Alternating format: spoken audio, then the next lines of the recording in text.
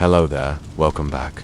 You are so very welcome. I'm glad we got to spend a few minutes together. How's your week? And now, before I read the next part of the story, a word from our sponsor. The best way to get through all those books on your reading list is by switching up your reading material every now and then. No, I don't mean picking up a magazine or scrolling social media, I mean reading articles. And not just any articles, but interesting articles. I am talking about reading articles written by experts that you might have heard of. People like Mark Manson, Tim Ferriss, Elizabeth Gilbert, Neil Gaiman, Malcolm Gladwell, Yuval Noah Harari, and so many more. Now, that is what short form is for. Short form is a new kind of reading platform with bites, expertly written pieces on everything from history and science to pop culture and philosophy. Each article is meticulously researched, beautifully written, and takes you only a few minutes to read. So you can easily get through several pieces in one sitting. And that is how you can stay engaged and really dive into learning something new. This is not your average reading material. Instead of skimming a few sentences on Wikipedia, short form allows you to learn about pretty much anything in depth and from multiple perspectives. For example, if you want to get smarter, you can read an article called 13 Books That Will Make You a Genius. If you are looking for inspiration, try The Habits of Highly Effective People. Or if you want to understand the world a little better, you can read an article called Why Do We Have So Much Stuff? What I love about short form is that these pieces will keep you company. You can read them on the subway, before bed, while waiting for a meeting, basically whenever you find yourself with a free moment. If you want to know more about short form, and now, let us continue. A hush fell over the village. The air grew cooler, the river seemed to listen closely, and the mill wheel slowed. Alira continued playing. On and on, she played until the last notes faded into twilight, leaving behind only the memory of sound. One evening, a stranger came to sleep. He walked through the arching branches of ancient oaks, his cloak pulled tight against the chill, and carried a battered loot case strapped to his back. The villagers watched him from behind shuttered windows. Who was he? Where did he come from? Why did he walk alone through the gathering dusk? No one knew.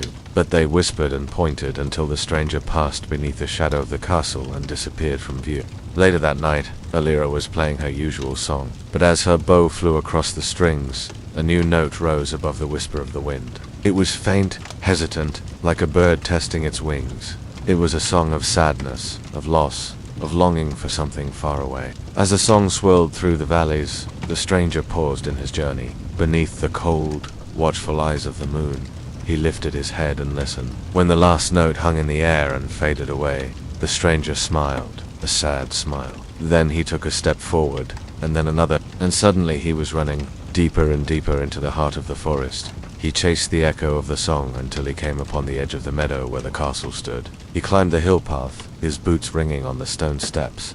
Then he stopped. He looked up at the tall tower, and a tear traced a lonely path down his dusty cheek. With trembling hands, he knocked 3 times on the heavy oak door, and when it was opened by Eliara's maid, he asked in a voice hoarse with disuse, "Is the princess here?" "Who asks for the Princess Alara?" the maid asked. "I am only a humble minstrel," he said, bowing his head, "and I have traveled far to seek out her music." "Come," the maid said, stepping aside.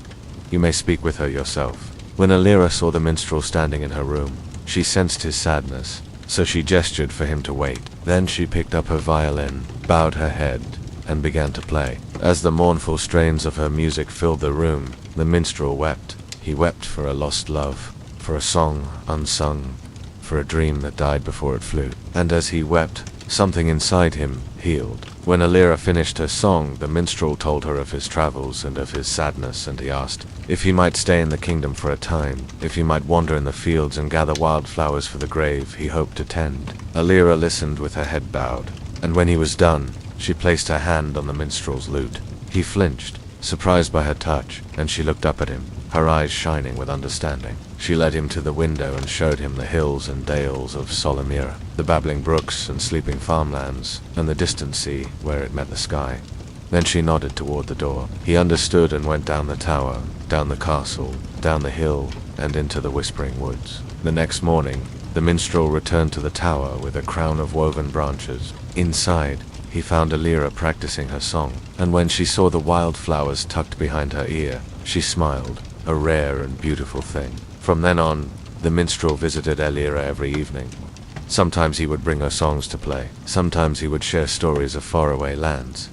and sometimes they would just sit in companionable silence, watching the sunset stain the sky with hues of apricot and rose. Alira showed the minstrel her secret garden, filled with herbs that sang and flowers that dreamed. And he taught her new songs, weaving words and music together as he played. Though he had known sadness before, the minstrel found solace in the princess's music, in her gentle spirit, and in the way that two of them understood each other without words. Alira, in turn, discovered a new melody within herself, a tune born of friendship and shared silence. Every evening, as the sun dipped below the horizon and the twilight deepened, they would play music together, filling the tower with sound, laughter, and light. The minstrel learned that the princess didn't need her violin to make music. She only needed a friend to listen. And Alira learned that the music inside her could take flight, soar, and sing, dance, and delight. When it was time for the minstrel to leave, Alira was sad. But as he packed his lute and his dreams, she gave him a small wooden box,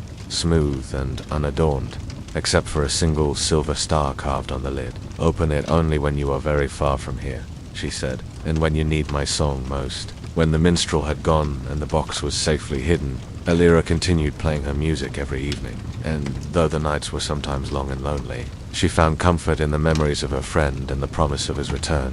The years slipped by like water over stones. The seasons turned and twilight deepened. Still, Alira played her music, her fingers dancing over the strings, her heart soaring with each note. "Now let us take a breath together. Let your belly rise like the hills, and fall like the setting sun. Rest your brow against the softness surrounding you. Imagine the chill of evening settling over the land. Imagine the hushed stillness of a twilight sky.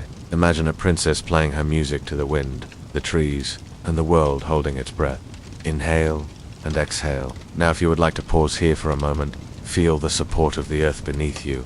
You can pause the audio here if you wish, and maybe tomorrow we can continue this story together once more. The days fell away in the quiet kingdom. They dripped honey slow and ripe, thick with the buzz of insects. When Alira walked among the trees, leaves murmured greetings. She knew which blossoms held morning dew and which shrubs sheltered sleepy rabbits. Some said her eyes were the color of moss after rain, her hair like spun moonlight. She didn't mind. She didn't speak much. Her thoughts bloomed in her chest like late summer flowers, bursting with color, fragrant and full. She wasn't lonely. The trees walked with her. Sometimes the wind brushed secrets along her cheek, and she learned its language well. Those who lived in the castle rarely visited her. Sometimes a servant would bring extra linen or fresh bread. Once, the king climbed the tower to see what treasures his daughter was collecting. His face soft when he saw the worn patches of carpet on the stairs. The wildflower braids hung drying above her door. The clay pots filled with drowsy herbs, and the jumble of ropes, ribbons, and feathers near the hearth. He didn't ask questions. Instead, he brought her a pair of shears and a bolt of linen cloth. Then he went back to his polishing, leaving her to her kingdom of sound. Most days, Alira woke when the first light tinged the sky. After dressing in simple robes, she'd wander to the window seat. There she'd stroke the strings of her violin, hum a wordless tune, or write down songs she found growing in her mind. Occasionally, she'd climb down the ivy and stroll around the tower. If she met another soul, she'd nod her head or smile, but never spoke unless spoken to. But people seldom asked questions. They sensed something precious lay behind the stillness. So they left her to the green cathedral of the forest, the sunlight dappling through the leaves, the air alive with the murmur of countless voices. She didn't fear the shadows there. She knew each nook and cranny and understood the hush between whispers. Even the bravest knights, those who slaved dragons and battled trolls, would think twice before venturing into the green cathedral. Most times the trees warned them to turn back. Branches scratched at helmeted heads. Thorns tore through chainmail. Roots entangled steel-toed boots. But sometimes, just sometimes, they ventured on, seeking the rumored clearing, where sunlight dripped like liquid gold and flowers bloomed in rainbows. Few returned to speak of it, but the trees told Alira everything. Every rustling leaf and sighing twig confided its secrets to her. In turn, she promised to keep their confidences close and tended to their needs. When the Oak King sprouted new limbs, she sang to help him grow strong. When storms threatened the Willow Queen's children, she hummed protective songs to calm the wind. When a young sapling feared being struck by lightning, she stroked its bark until its tremors eased. and so the bond deepened between them. The forest knew its princess and cherished her. She loved them all in return.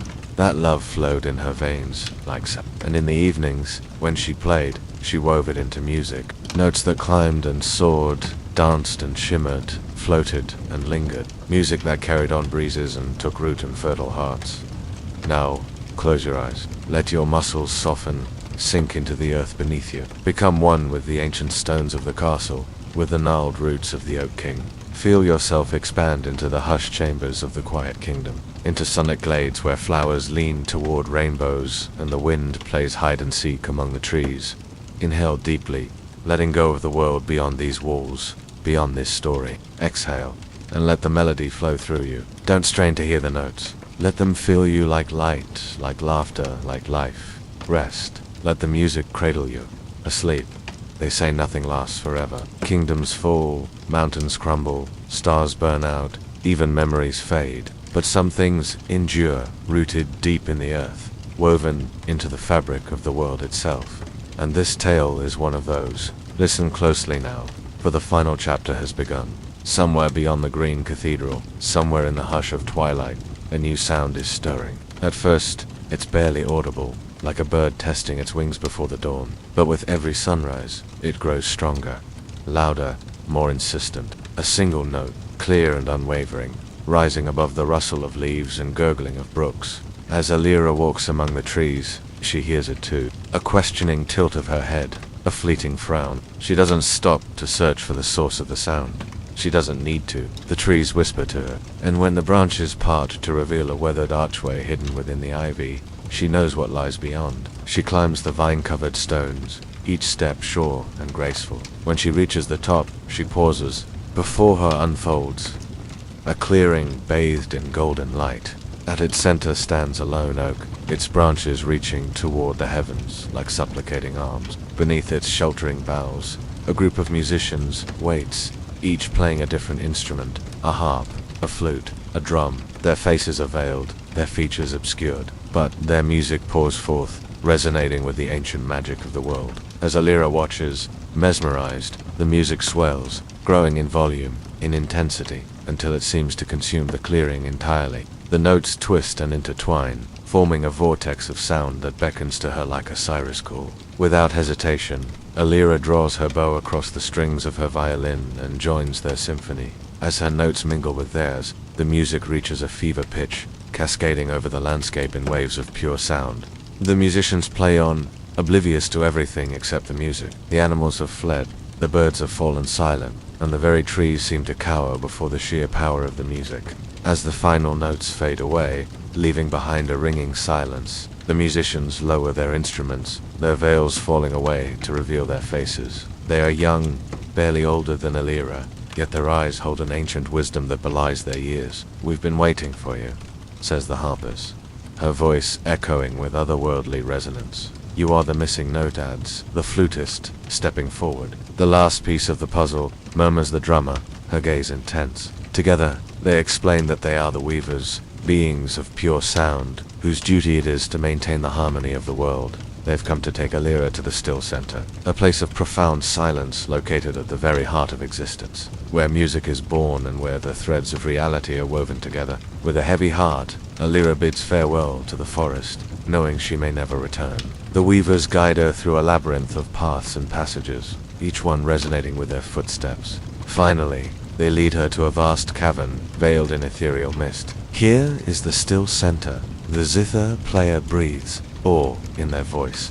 And here, the music of the spheres awaits. Inside, a colossal orchestra of celestial beings awaits, their instruments crafted from starlight and nebulae. As Alira joins them, the music swells, filling the cavern with its timeless melodies. Here, in this place of profound silence, she discovers that she is the missing piece, the final note that brings their music to completion. The music that had drawn her here is not a summons, but a welcome. The music that had led her through the forest, up the tower, and into the still center is not a distraction, but a homecoming. The music that flows through her veins is not a burden, but a gift. And as the music reaches its crescendo, she realizes that the true story is not hers alone. It's a story that echoes through time, a story that lives in every heart, that beats in time with the music of the spheres. Let the last notes of this tale linger on your lips. As the story ends, so does our time together today. But the music will play on, weaving its magic, touching hearts, stirring souls, until we meet again. Carry the melody within you. Let it guide you, comfort you, inspire you. And whenever the world feels too loud, too chaotic, seek solace in the quiet kingdom, where the princess in the tower plays her silent song. Remember, the music never truly ends. It simply waits for us to listen. Thank you for listening. What brings you to this place? What sets you apart from those who hear the music and keep walking, or those who come only when they must? What makes you stay here? Do you seek refuge, solace, release, understanding? Your silence is a question, and I am here to answer it. If you have questions about the nature of this path, the purpose of these stories, or even who asks these things, then listen closely. You have found the way to the heart of the labyrinth. Here, hidden and secret, the answers. Wait, all you need is stillness. And if you have stillness, then you have enough. Are you ready to ask your questions? Then speak into the silence. This is a place for honest hearts and open minds. Only you know what you seek. Only you can tell which voice you heed. You are the key to this story. So begin by asking why. Why do you hear this music? What draws you close? What stirs within? You already hold the answers. These moments help you remember. Let us begin. The wind fell silent again. Not with a sigh this time, but with a snap. The birds scattered. Leaves dropped, still and brittle, and a shiver ran through the valley. Some in Solmia thought it was winter's fault. He had been wandering late, his breath clouding the day, catching butterflies before they could fly south. Maybe he'd blown the wind away just for spite. So, Alira played again. Her fingers moved faster now, as though chasing butterflies themselves, and something stirred in the river. First a trickle, then a stream. Leaping up the bank, it took shape and form. Winter smiled at the sight. He dipped his head in greeting, and she asked, "Will you come play with me?" Winter shook himself. Raindrops fell from his beard. "Not today. The mountains called to me. They need my touch. Soon I will paint them white, and then we shall dance." "But why do you leave?" "Because it is my turn." "And whose turn?" "The season's turn. Spring will come after me. Summer will follow. It is how the world goes round. So I must send you away." "Yes," said Winter, "and I must go. But you will make room for me again, because when I am gone, then everything sleeps. It is good to be still sometimes." Winter walked away, and Alira watched him go, humming to herself. The tune sounded like falling snow. She knew that soon the branches would bend low with white buds and red berries. People would sing new songs and light candles against the dark. The world would wake from sleep, stretch, yawn, and shake off dreams. Yet even as she played the waking song, her gaze followed the retreating figure, because some part of her wanted to stay in the hush, wanted to watch the falling snow. And as the people below woke from their winter slumber, a part of her wanted to stay and sleep. Her fingers slowed, and stopped. And as the last notes faded, so did the snow. The sun shone warmer, buds peeked through bark, and birds nested in the eaves. Alira lowered her violin. She felt the pull of roots growing deep inside her, anchoring her to the earth. She heard the whisper of bees among the blossoms, the gurgle of streams running clear. She smelled moss, wood smoke, and bread baking in the sun. A messenger arrived, bearing a sealed letter and royal seal. It was from her mother, asking her to play the welcoming song. Spring had returned. It was time for rebirth, for blossoming, for new beginnings. And it was time for her to come down. Alira hesitated, then rose. She descended the tower stairs slowly, as though reluctant to leave the quiet. When she emerged into sunlight, birds greeted her. With joyous cries, a butterfly landed on her outstretched finger, and as she walked toward the castle, children waved. They skipped aside to let her pass, and when she entered the courtyard, the whole kingdom seemed to smile. Her mother ran to meet her. "Oh, my little wind," she cried, enveloping Alira in a hug. "You must come see. The gardens bloom. The fields are green. The people are alive with laughter. Come, let us join them." Alira wanted to, truly, yet when she tried to speak, only silence came out. It was the same every time. Her throat constricted, her tongue grew heavy, and as much as she longed to walk freely through her home, she knew better than to try. She shook her head, tears pricking at her eyes. Her mother understood. She kissed her forehead. "Then let us find somewhere quiet." somewhere only we can hear each other. So the two of them walked away from the noise. They found a small clearing near the river. Willow branches drooped overhead, forming a natural arch. And as Alira sat down, she raised one hand in thanks to the sky. I hear you, little Win, her mother said. I hear you. Pause and breathe deeply. Feel the sun on your skin, the ground beneath your feet, the tug of gravity holding you down to earth. Hear the sounds all around you. Notice how your body moves with each breath.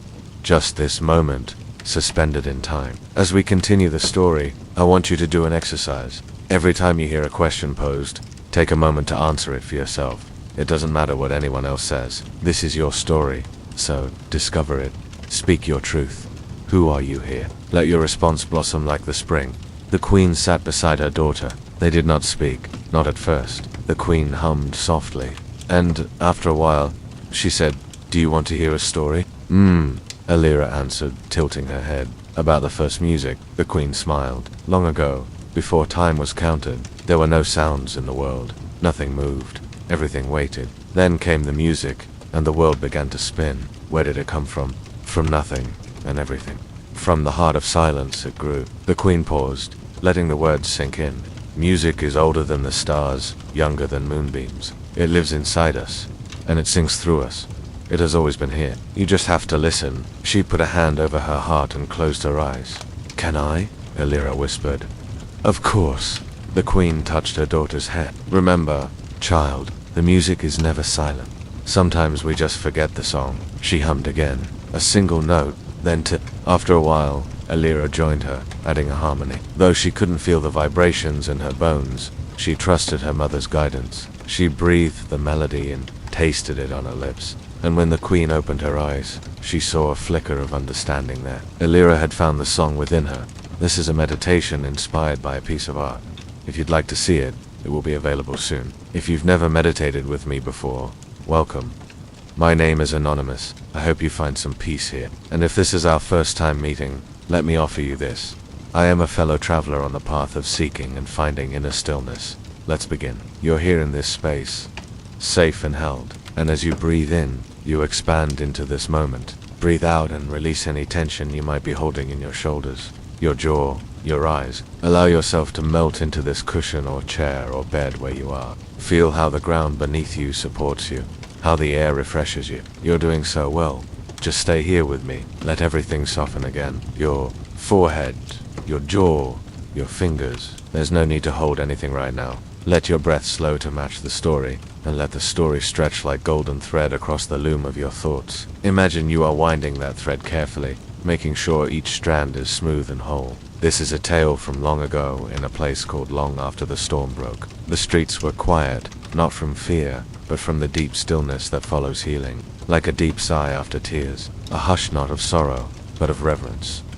Something new was in the air, gentle and bright, and though no one could name it, they felt its presence everywhere. And in that hush a traveller arrived at the castle gates, cloaked in soft brown wool, with a satchel slung over one shoulder and a lute strapped to his back. He looked no older than 20, with curls like ink and boots caked in meadow dust. His name was Calren. He said very little, but bowed deeply to the guards and handed over a sealed parchment. It was addressed to the queen, and inside, written in a hand of slow, careful lines, were just 6 words.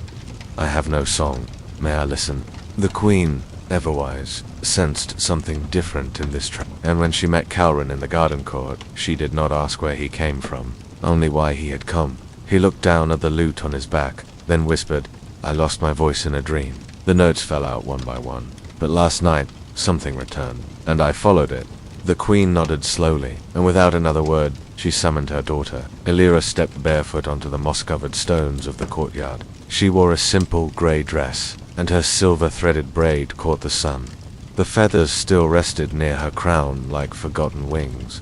When she saw Calren, she tilted her head, not with suspicion, just curiosity. Like a bird noticing a new branch. Calren didn't speak. He simply reached back, then handed her his lute. Now, in this moment, breathe into the silence. Don't worry about understanding. Just feel the weight of 2 people, a mute princess and a songless minstrel, meeting in a garden that smells faintly of rosemary and thyme. There's a breeze in the air, a small one, carrying the scent of blooming ivy and the sound of distant chimes. You are resting, dear listener, held in this moment, where no words are needed, just presence, just hush. Imagine the strings of the lute vibrating with untold melodies, even as her fingers dance lightly upon them. Can you hear the echoes of stories that have not yet been sung? The queen watches from the shadows, the castle walls hold their breath. Even the fountain in the corner seems to lean forward, eager to hear what will unfold. Alira took the lute gently. She ran her fingers across the strings, not to play, but to feel, as if asking the instrument, "Are you ready?" Then, as she always did, she closed her eyes. She lifted a hand. No bow this time, no violin, just this foreign lute. And she began to move her fingers in the same dance as she always did atop her tower. A silent song played through motion, through memory. The strings did not vibrate. No music filled the garden, but the ivy on the wall began to stir. The birds in the fig tree tilted their heads. A nearby fountain, which had been still, gave a single ripple. And Calran, he closed his eyes, and he heard something, not with his ears, but with whatever part of us listens before we learn to name sound. His chest rose, then stilled. His hands, so often busy tuning and strumming, rested softly at his sides. His lips parted, but no song came, only breath. A single tear slipped from his cheek and caught on his collar. And the queen, watching from the shadowed archway, whispered, "She gave you the rest of it. That last note. Now pause again and breathe with me. Inhale, exhale. Let your own breath be that final note. Let it land gently like the smallest petal falling into a still pond. Don't force understanding. Just let it be. Like Calran, like Alira, you are complete. This is a place of wholeness, of completion.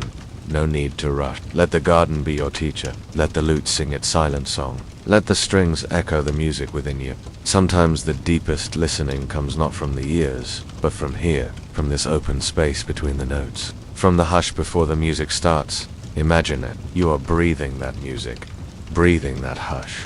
And in that breath, there is magic. The magic of a shared moment. The magic of understanding without explanation. The magic of feeling known. And when you're ready, you can return. Gently, you're doing well. Just take your time. Let your awareness drift back to the room, to the sounds around you. Slowly wiggle your fingers and toes. Stretch your arms and legs, feeling the sensations of your body as you inhale and exhale. When you're ready, open your eyes. Take a sip of water if you'd like.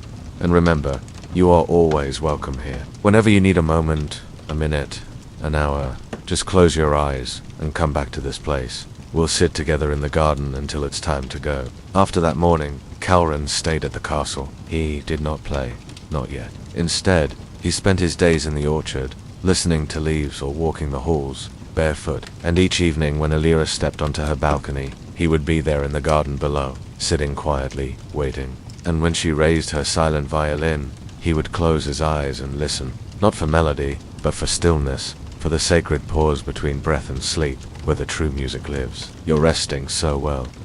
Let yourself fall even deeper now. The tower is still there, high above. The wind is soft. The strings remain unseen. But the music is always here, inside you, in your breath, in your stillness, in the silence between words. There's more to tell. Would you like to hear it? Let me know with a thumbs up if you'd like to continue this story together. We'll meet again soon. And in the meantime, know that you are held in the music of the spheres, in the rhythm of the tides, in the hush of the stars. Know that you are loved, you are enough, you are home.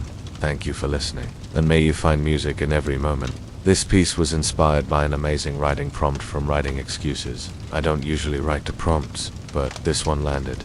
And I immediately knew I wanted to try my hand at this kind of story. The most important thing about writing a scene is knowing when to stop. You can keep on writing, of course, but sometimes stopping is the best way to say everything that needs to be said. Sometimes we think we're being subtle when we really aren't. If you've ever tried improv, it's actually a common exercise to do a scene with no subtext at all. Everything is right there out in the open. This isn't just for fun. By stripping out all of the hidden meaning, you're forced to focus on the text itself, how you deliver it, and most importantly, how your scene partner reacts to it. You learn just how much you rely on subtext, how easy it is to miss something, or how obvious something else is. It takes practice to become a good judge of tone, but even with practice, it's tough to get it right 100% of the time. So how do you know if you've gone too far? Well, first of all, you'll want to avoid those heavy-handed storytelling devices we talked about in the last episode. Telling instead of showing. on-the-nose dialogue, cheating with adverbs. These are pretty easy to spot. What's harder is knowing if you've been subtle enough. The trick is to read the story aloud. We always recommend this for any kind of writing, but it's especially helpful when you're working with tone. Hearing it aloud helps you decide if you're being too on the nose. And if your reader doesn't understand what you're getting at, you'll likely hear it when you read it. Your inner editor will flag it. Also, remember your reader is a different person than you. You know what you intended, but does that come across clearly? And what about your pacing? Remember our conversation from episode 260 about passive voice and how to use it effectively? Well, another great example of this is going to be your pacing. Think about this sentence. He ran quickly. Pretty straightforward, right? Now let's change it to passive voice. He was runned quickly. Sounds ridiculous, right? That's because we don't use that tense in English. But notice how it changes the emphasis. It slows it down. It makes us stop and think about what's happening. This is the same technique you can use in your writing. Slow down. Force the reader to take a breath. It might be hard to spot this on the page, but when you read it aloud, it will stick out. I hope these tips help you on your own writing journeys, and I'd love to see what you write next. So in this story, we are dropping right into the middle of something that has already happened. Our protagonist, Alira, is playing her violin, but we don't know why or why it matters. We are plunged directly into action. The opening line is, "Let your eyes grow heavier now, because it's already dark and she's probably tired." Is it late at night? We don't know. So it's pointless to tell the reader that it's nighttime. Instead, the story begins with a suggestion, a gentle direction.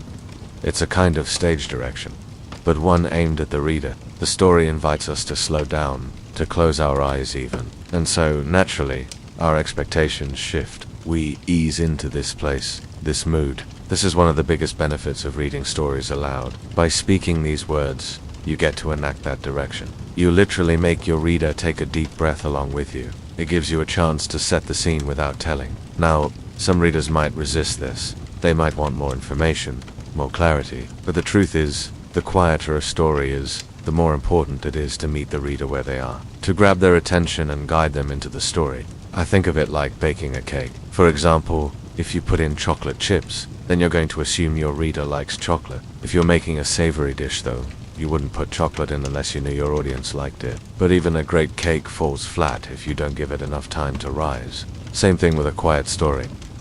We need time to adjust to the stillness, time to savor the quiet. Now, when a story opens fast, it's easy to get swept up in the momentum. You just want to keep going. But slowing down forces you to make intentional choices. You can lean into the stillness and revel in it, letting the tension build. Or you can undercut the calm with hints of something lurking just below the surface. A couple of tools you can use to start a quiet story are setting the tone. Obviously, we need to establish the mood, the atmosphere.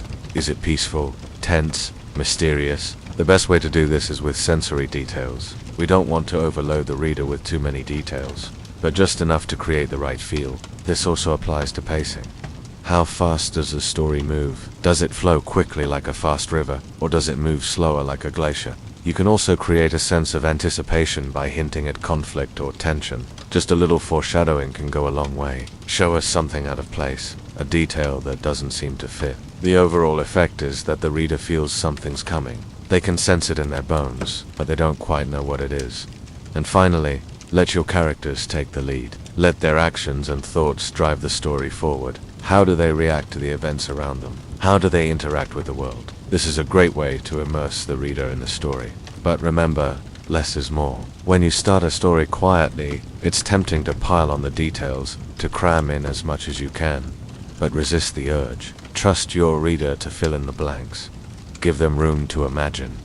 Embrace the quiet. Let it echo and breathe, because in the end, it's not about what you say, but how you say it. If you're looking for a cozy fantasy romance with a slow burn and a dash of magic, then I've got a treat for you. It's the perfect read for fans of Lee Bardugo and Holly Black. Come to the shore where the moon meets the main, and the tide brings forgotten melodies.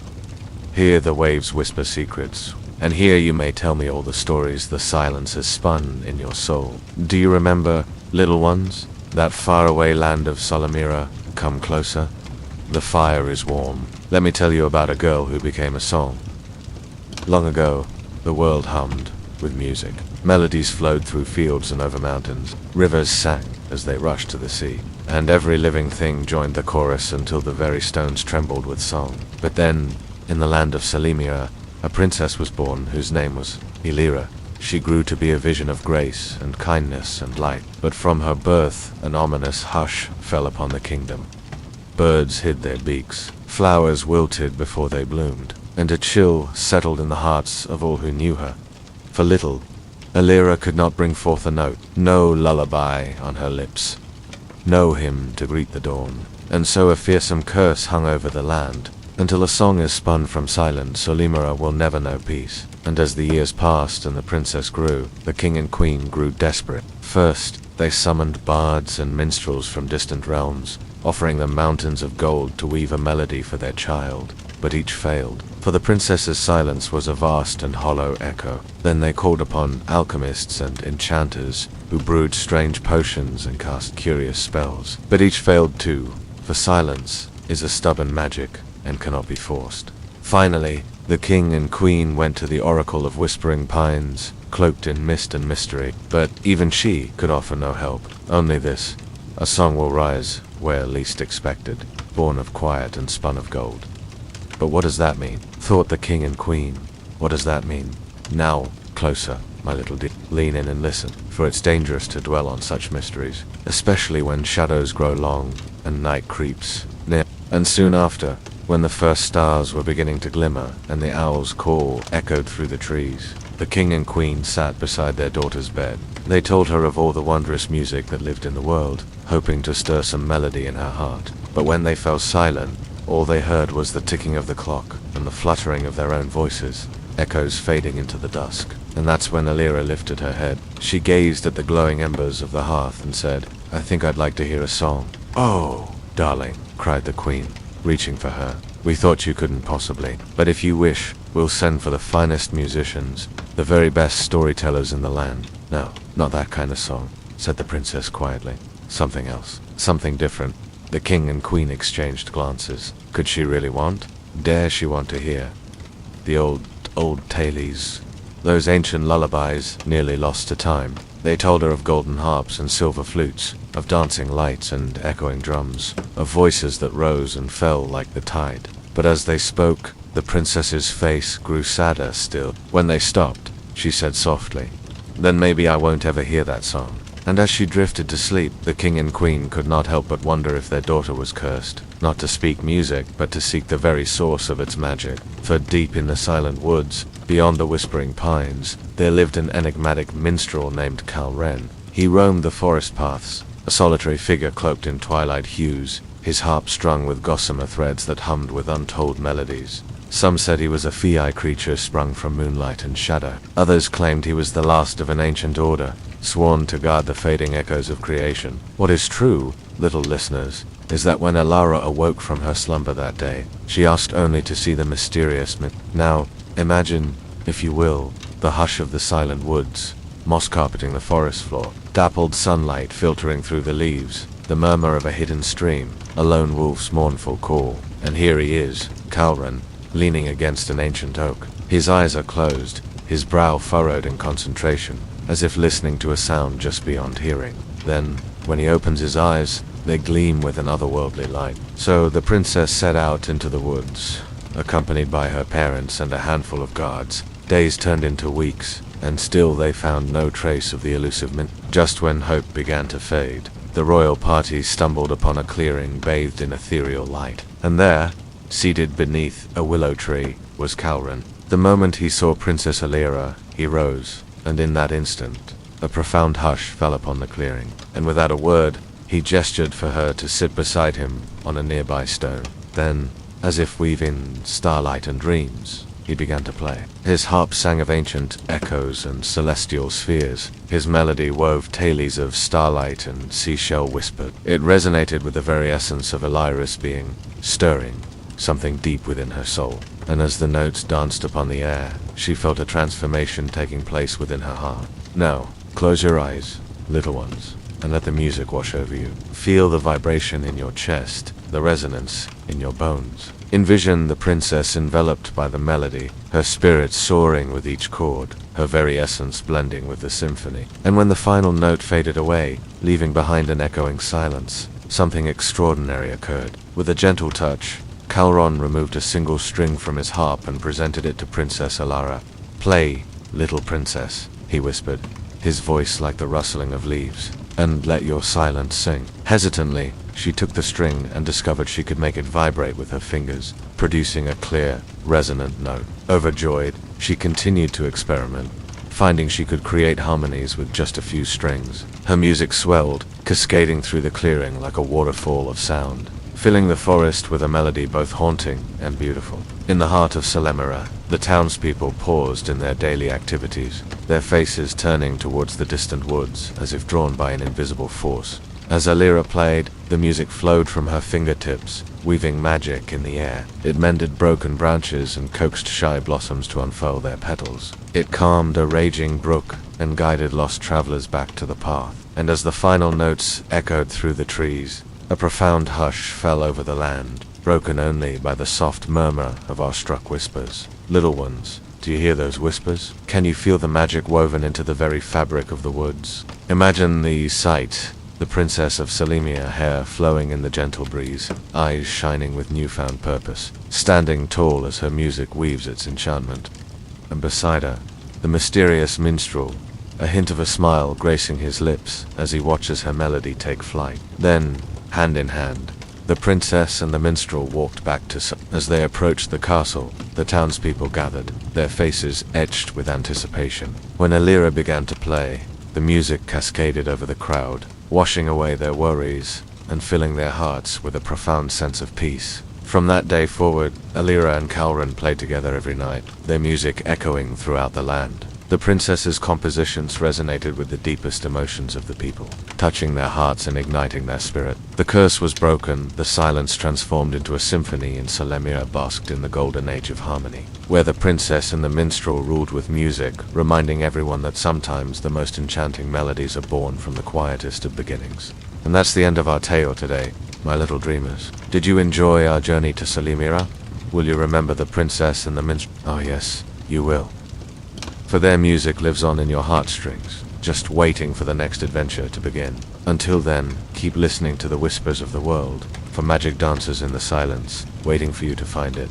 Now close your eyes. Little ones, let the echoes of our tale fade into peaceful dreams. Sleep tight, and until next time, may your nights be filled with starlight and your days with song. Imagine what it would feel like to be cradled by an ancient melody, to have a quiet, timeless song wrap around you, enveloping you in a comforting silence that whispers to your soul.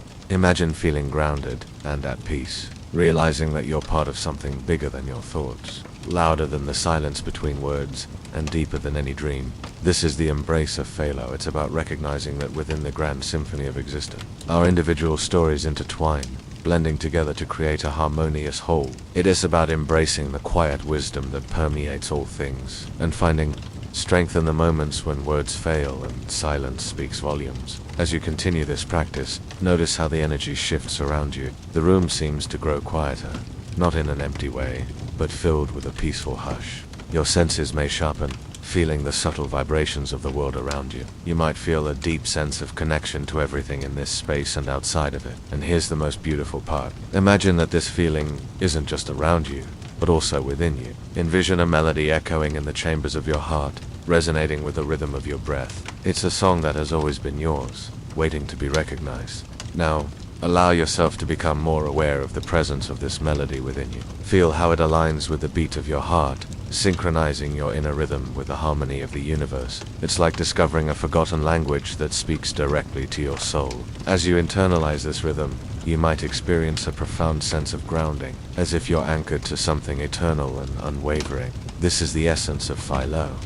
It's about recognizing the constant, unifying melody that flows through all of creation and understanding that we are inherently connected to this greater whole. In this state of mindful awareness, you might find a wellspring of strength and solace. Your connection to the melody gives you the power to navigate life's challenges with newfound resilience. When doubts or fears arise, remind yourself of the harmony within and around you. Draw strength from the melody that knows no bounds, that persists even in the face of adversity. Remember, you are never truly alone. You are always connected to the great symphony of existence. Now, imagine that you're walking along a winding path bordered by tall, whispering trees. Sunlight filters through the leaves, dappling the ground with dancing shadows. The air is alive with a scent of pine and damp earth, and the gentle rustling of leaves creates a soothing melody. As you continue your walk, the sounds of the forest envelop you like a warm embrace. The chirping of crickets, the distant call of a woodpecker, the babbling of a nearby stream, they all blend together to create a harmonious chorus. As you immerse yourself in these sounds, notice how they affect your state of mind. Feel any tension or stress begin to melt away as you surrender to the tranquility of the woods. Your heart rate slows, your breaths deepen, and a sense of calm washes over you. The forest becomes your sanctuary, a place where you can shed the weight of the world and simply be present in the moment. Now, let your awareness expand beyond the immediate. Imagine that the symphony of the forest extends far beyond what you can see or hear. Envision the roots of ancient trees intertwining beneath the ground, forming a vast network that connects them all. Feel how this underground network mirrors the interconnectedness of all living things. The trees reach their branches up to the sky, creating a canopy that shelters countless species. Birds build their nests among the leaves, squirrels scamper along the branches, and deer graze peacefully in the undergrowth. All of these creatures contribute to the rich tapestry of life in the forest. As you contemplate the intricate web of life, you might feel a sense of awe and wonder. The forest reveals the delicate balance and interdependence of all living things. It is a reminder that we are part of something much larger than ourselves, and that our actions have ripple effects throughout the ecosystem. Now, imagine that you're sitting on a Muscoved stone beside the babbling stream. Close your eyes and listen intently to the flowing water. Let its gentle rhythm carry you into a state of deep relaxation. Feel the coolness of the stones seeping into your body, grounding you to the earth. Allow the sounds of the forest to wash over you, enveloping you in their peaceful embrace. As you bask in the tranquility of the moment, reflect on the profound connection between the natural world and your own inner peace. Recognize the healing power of nature and how it has the ability to soothe the mind, body, and spirit. The forest becomes your teacher, sharing its wisdom through the rustling leaves and murmuring streams. Embrace the lessons of resilience, adaptability, and harmony that the natural world offers. Let your worries and distractions drift away like fallen leaves carried by the wind. Find solace in the enduring strength of the ancient trees and the boundless beauty of the forest. Surrender to the rhythm of nature and allow it to guide you toward a place of deep relaxation and inner peace. Here is a guided meditation to help you embody the spirit of faith. Find a quiet place where you can lie down comfortably. Close your eyes and turn on the audio track. Allow your body to relax completely. Let go of any tension you're holding and feel your muscles softening. Notice your breath as it flows in and out, bringing oxygen and life energy to every cell in your body. Set an intention to fully relax and let go. Visualize any stress or worry leaving your body as you breathe out. Imagine that you are surrounded by the calming energy of a forest.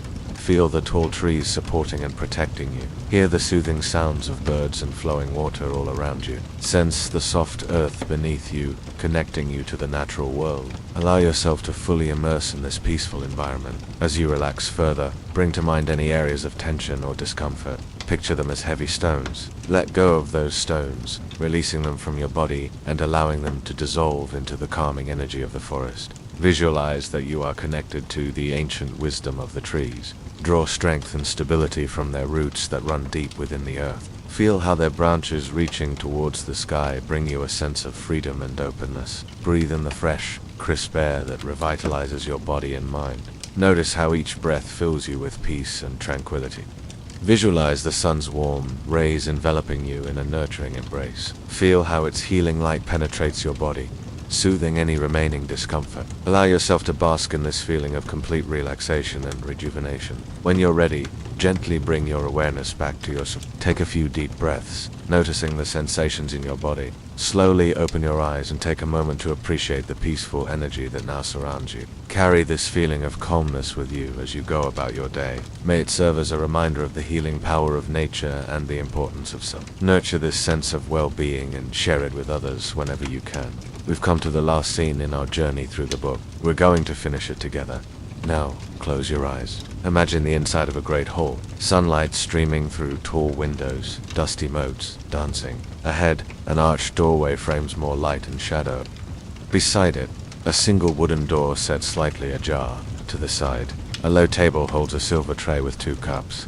Steam curls from the dark liquid within, and perched on the edge of the table, a silver flute rests, waiting. This place hums with peace. Your throat is sore from speaking. Your tongue feels heavy in your mouth. Every muscle aches pleasantly. What happened? You don't know.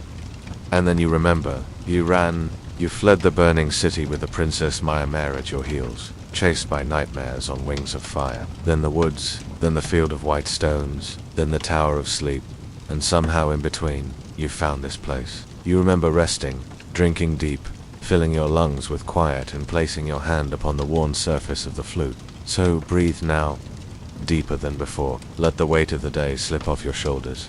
You are warm, wrapped in dusk. There's nothing to chase, nothing to fix. Only the next step on this gentle path. A path made of moonlight and music you cannot hear, but can still feel. Breathe in. Let the hush fill your lungs. Breathe out. Let go. Now, the story continues. After Mare, words spread like candlelight through quiet halls. Not proclaimed, just whispered softly across tavern benches and cloistered doors. The silent violin brings peace. Some said the princess cured dreams. Others said she carried no music, but gave it anyway. But no one, not even Alira herself, truly explained. Because the truth wasn't something to explain.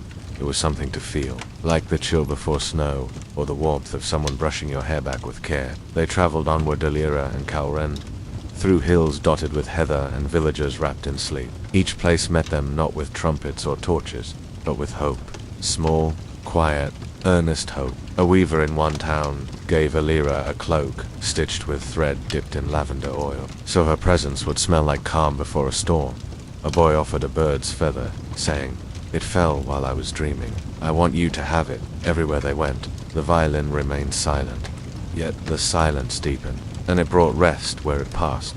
Now picture them climbing a path, stone steps carved into a mountainside, mist curling around their feet like shy cats. They were following a rumor, a monastery once used by scholars and herbalists, abandoned now, but said to sit atop the tallest peak in the north. It was called the Tower of Sleep. No one remembered why it was named so, but monks once claimed long ago that dreams could echo there, like footsteps in old corridors. When they arrived, the tower was silent. Cracked stone, ivy clinging to forgotten windows, its bell long gone, its library hollowed by time. But the wind sounded different here. It circled the tower not with howls, but with breaths, as if the mountain itself was asleep, and this tower was its dreaming mind. Alira stepped inside first, and the moment her foot touched the ancient floor, her heart slowed. Something in her chest, something old and quiet, recognized this place. She had never been there, and yet she had always known it. At the very top of the spiral staircase, under a great wooden dome cracked with age, there sat a circle of cushions, and in the center, a single candle, unlit. She knelt beside it. Her breath was steady, her eyes closed. She raised the violin, and without sound, she played.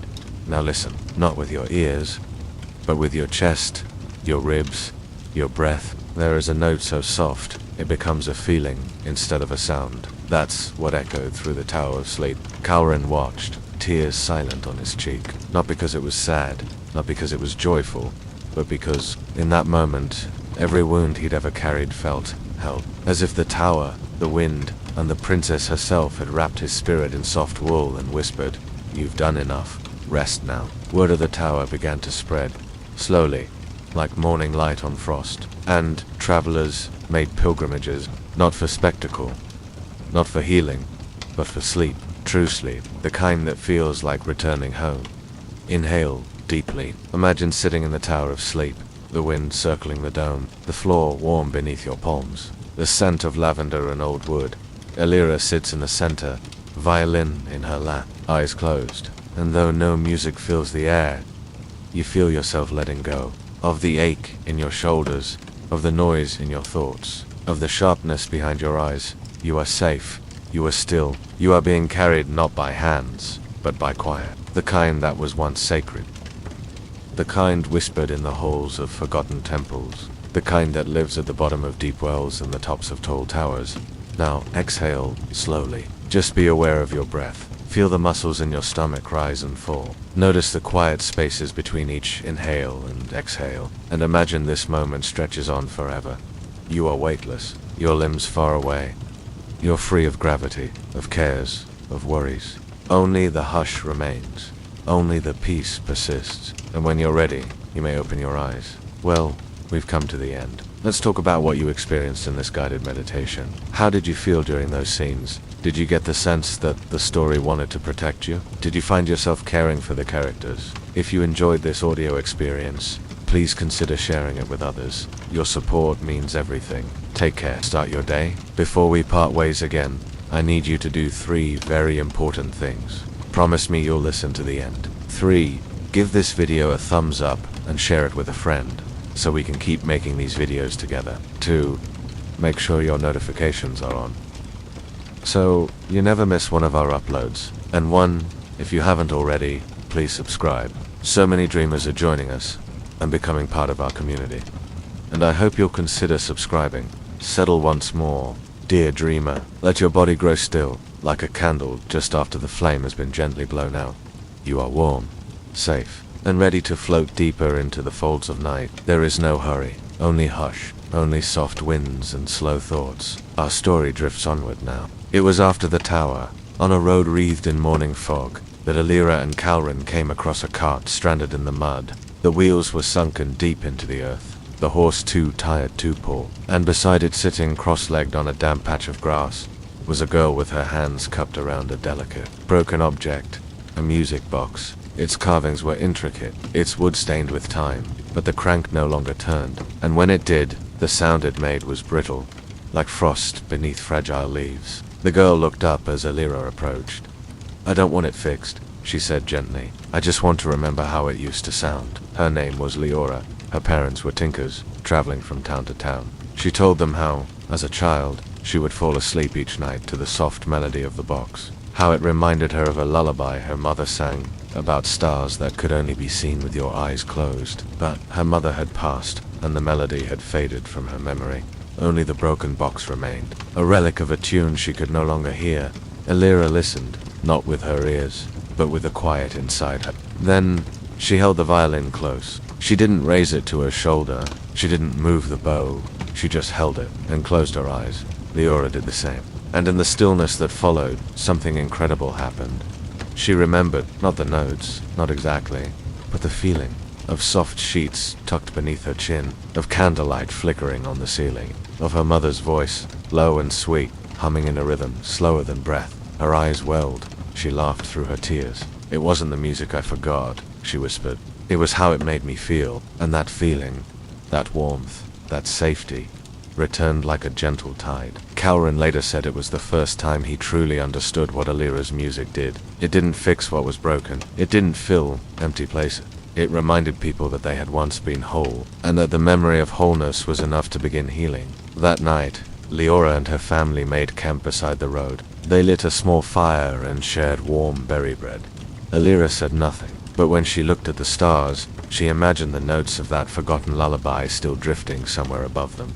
What music do you hear when you look at the stars? When you look at the stars, do you hear music? Do you see shapes and stories moving in the sky? Do you imagine yourself flying among them? Are you falling? Are you reaching for something just out of sight? What music do you hear when you think of home? Is it a song you hummed as a child?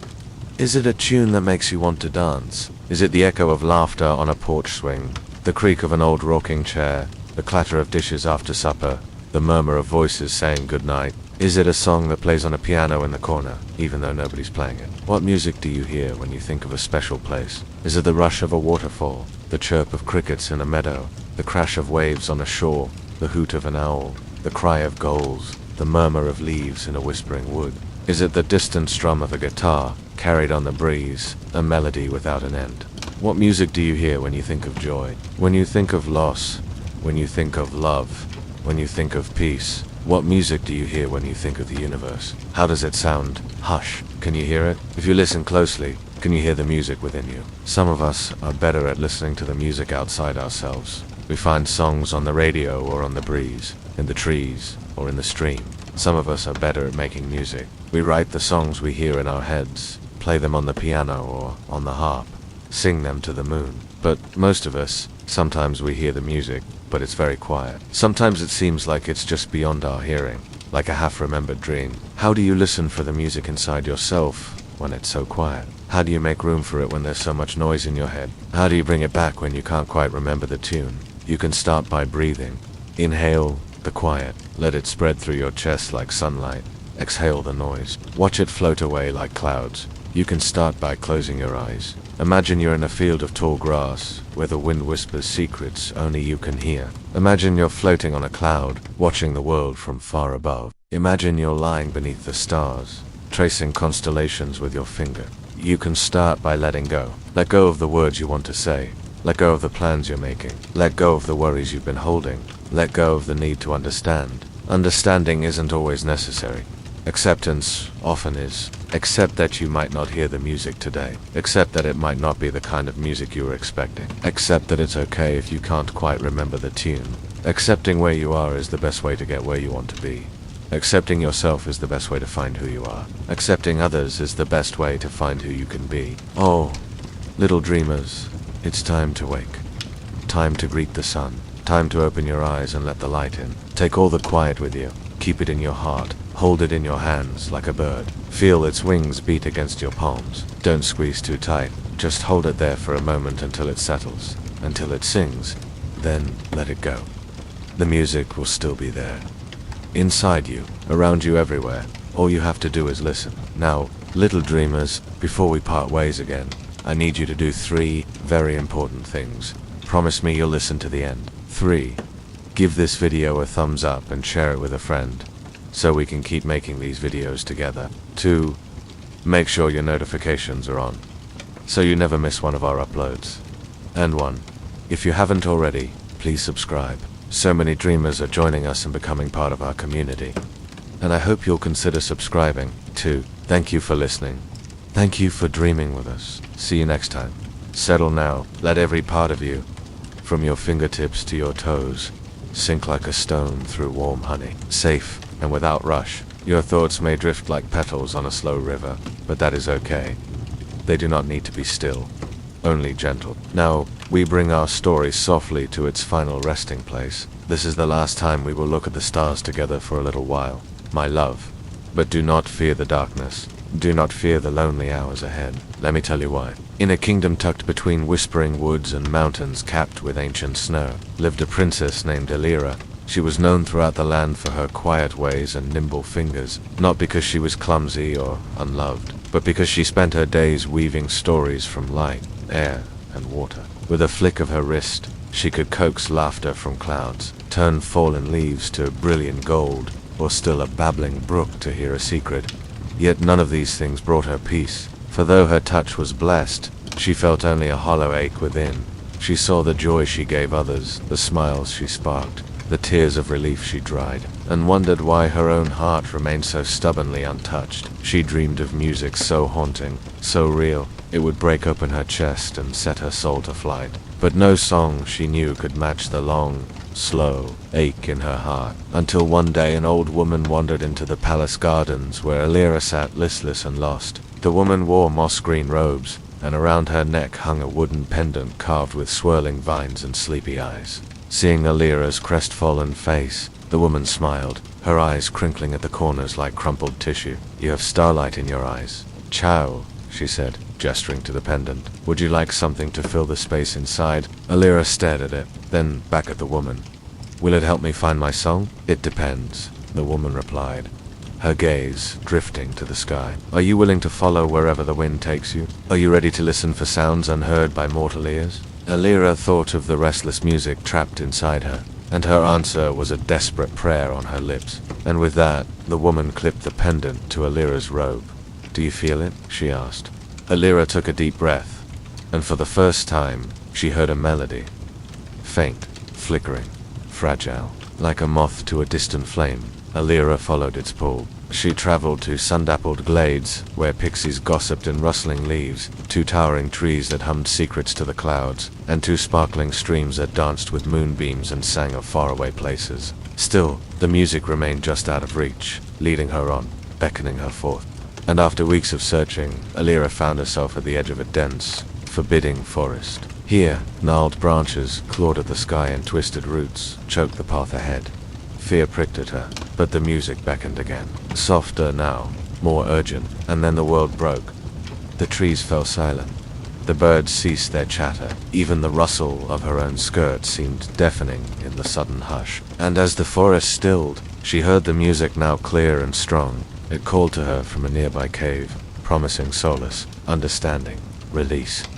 So she climbed inside. The deeper she went, the clearer the notes rang. They echoed off the walls, vibrating in her bones, pulling her closer, faster. And finally, deep in the cave's embrace, she saw him. He sat cross-legged in a pool of golden light, his head bowed over a sleeping form on a stone pedestal.